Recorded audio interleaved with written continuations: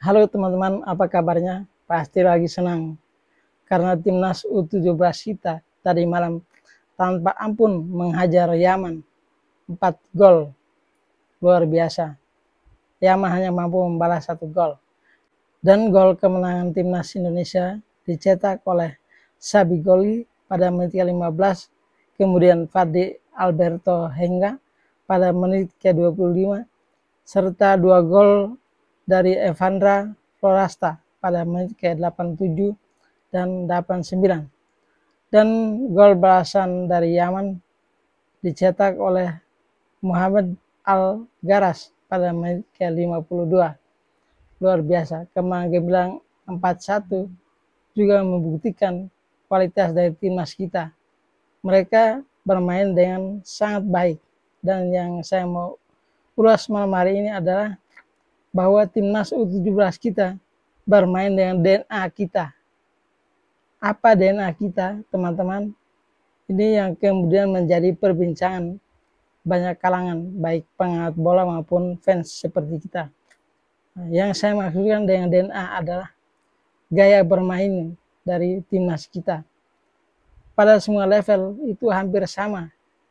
Ketika kita menerapkan strategi menyerang, sudah banyak contoh bahwa kita tidak pernah menang. Contoh di timnas senior ketika melawan Cina dan melawan Australia, kita bermain menyerang dan persis kita kalah, teman-teman. Tapi tadi malam timnas U17 kita bermain dengan gaya yang sewajarnya, yang seharusnya, yang biasanya, yang lazimnya timnas kita tunjukkan.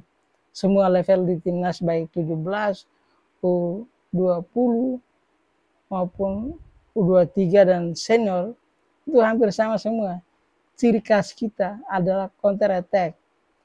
Memang ada perbedaan yang signifikan antara gaya permainan kita ketika melawan Korea Selatan dengan Yaman tadi malam. Kalau melawan tim yang kuat seperti Korea Selatan, memang kita main full bertahan dan sebenarnya hanya mengincar hasil imbang.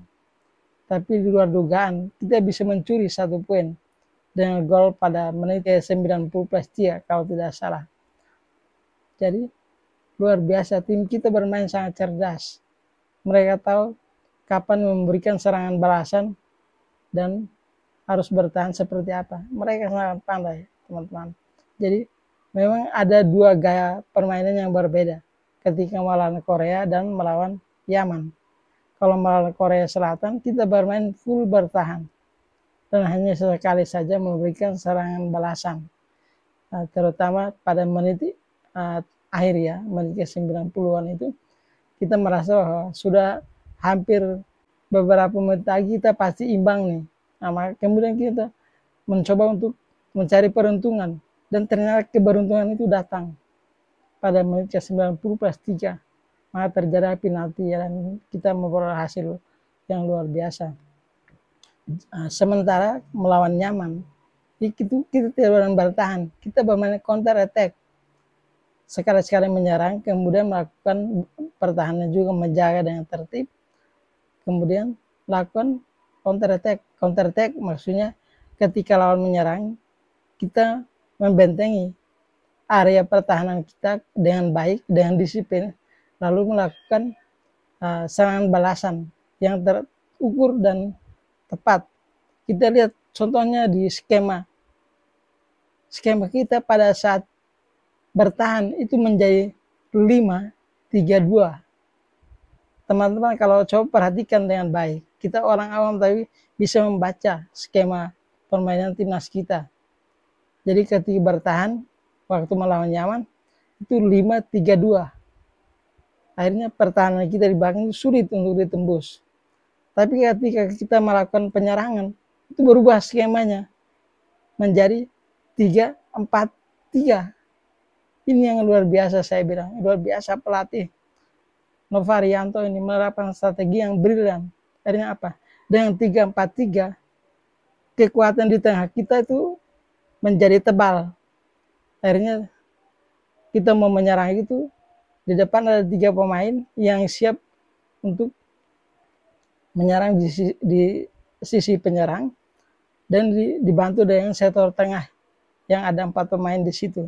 Sedangkan di sektor belakang kita tetap menjaga dengan menempatkan 3 pemain. Sehingga walaupun bola dimuntahkan kembali oleh Yaman lalu diserang lagi ke area pertahanan kita, tapi ada 3 pemain di sana. Itulah kecerdasannya dari pelatih kita dan pemain kita juga. Jadi kita tidak hanya bekerja keras, tetapi bekerja cerdas. Jadi kenapa saya bilang, karena kita bermain dengan DNA maka kita menang? Ya, karena kita tidak asal menyerang, tidak konyol seolah-olah pingin sepak bola indah.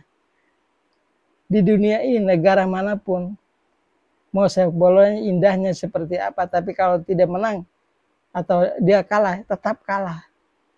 Yang penting itu hasil akhirnya. Ketika hasil akhirnya itu adalah menang, maka itu adalah kemenangan. Jadi tidak penting bagi kita untuk memperdebatkan apakah wah ini gaya mainnya kurang bagus atau seperti apa. Tidak perlu. Itu tidak lebih penting dari hasil. Yang penting hasil akhirnya kita bisa memperoleh kemenangan atau minimal imbang kalau lawan tim berat seperti Korea Selatan. Tapi kan terbukti bahwa di luar dugaan kita bisa memenangkan juga pertarungan melawan Korea Selatan. Artinya game plan kita dijalankan dengan baik oleh timnas kita. Apa itu game plan? Game plan atau perencanaan atau rencana permainan itu ada apa yang diterapkan oleh pelatih, kemudian diinstruksikan kepada pemain untuk melakukan di lapangan ketika menyerang, bertahan, menjaga area. Itulah yang harus diperhatikan oleh pemain dan itu dilakukan dengan baik sekali. Jadi pemain muda kita walaupun usia mereka baru 17 tahun, tapi luar biasa. Mereka mampu menangkap dan mengaplikasikan apa yang dimaui oleh pelatih. Sehingga kita bisa memetik hasil yang baik. Jadi saya melihat ini anak-anak usianya baru 17 ke bawah ya, belum sampai 17 lah, karena kan ini kan U17 kan, usia 15-16, tapi luar biasa. Mereka bermain dengan intelijensia, dengan pakai otak, sehingga hasilnya luar biasa.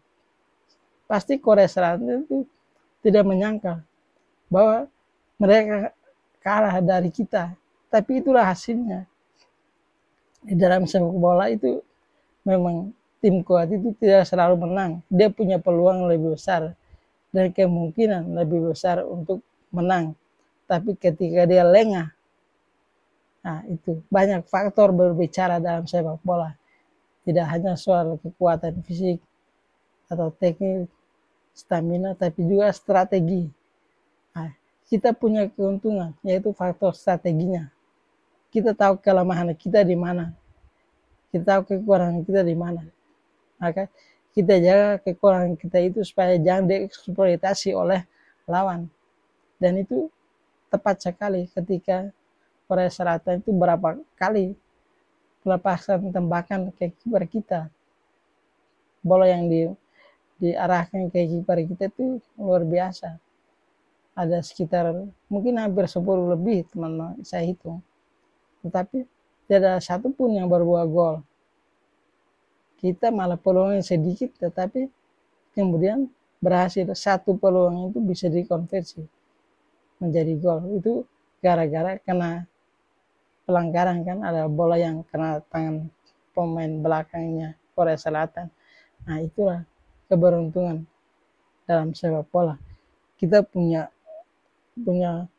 pemain yang cerdas, pemain yang disiplin, menjaga area kita, karena sadar bahwa kita bukan tim kuat seperti Korea Selatan, maka itu dilakukan dengan baik. Nah, maka dewa keberuntungan itu mau berpihak kepada kita. Karena apa? Karena kita tahu siapa kita. Kita bukan Brasil atau Argentina atau Inggris atau Jerman. Bukan, kita hanyalah Indonesia. Tapi justru dengan kesadaran di mana posisi kita, di mana kekuatan kita, kita tahu apa yang kita bikin. Itulah yang dilakukan oleh anak-anak kita U17. Luar biasa. kita memberikan apresiasi yang tinggi kepada mereka, karena dengan kemenangan 4-1 atas Yaman, kita sudah mengunci posisi juara grup, karena poin kita sudah 6, Korea dan Yaman baru masing-masing mengumpulkan 3 poin, sehingga poin maksimal mereka di pertandingan terakhir saling bunuh, salah satu akan memperoleh nilai 6 kalau menang. Tapi kalau mereka imbang hanya 4. Sementara kita masih berpotensi lagi untuk menambah pundi-pundi gol kita. Andai kita bisa menghajar Afghanistan pada pertandingan terakhir, karena poin kita sudah 6, bisa tambah lagi menjadi 9. Luar biasa. Jadi kita sudah lolos dari grup, sudah boleh dikatakan 99% sudah menjadi juara grup. Lalu kita lolos juga Piala Dunia. Aduh, luar biasa. Keberhasilan kita menjadi sempurna, teman-teman.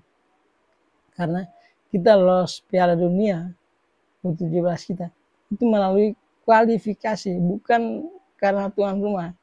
2023 tim kita ikut, tapi waktu itu kan kita sebagai tuan rumah, bukan karena kualifikasi. Tapi kali ini kita lolos karena berhasil di kualifikasi. Kita sudah diperhitungkan sebagai satu kekuatan baru di Asia. Maka kita berdoa mudah-mudahan teman-teman, timnas kita di semua level itu memperoleh hasil yang baik. Baik U17, U20, U23 maupun senior. Kita berdoa. Kita memberikan support yang maksimal untuk timnas kita. Dan saya berharap bahwa kalaupun kita sekali-sekali mengkritik mereka, berikanlah kritik yang membangun, yang membuat mereka itu makin termotivasi. Jangan kritik yang menjatuhkan.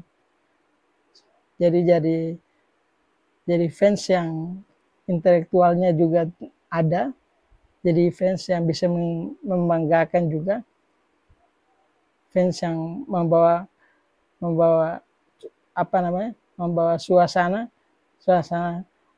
gembira, suasana happy, suasana senang, suasana bangga untuk timnas kita, supaya mereka tidak kenal henti-hentinya terus berjuang untuk negara kita. Oke teman-teman, sekian dulu video saya malam hari ini. Mohon maaf suara saya kurang jelas karena masih sakit stroke, masih dalam pemulihan. Tapi saya selalu ingin hadir bersama teman-teman semua. Terima kasih dan selamat malam.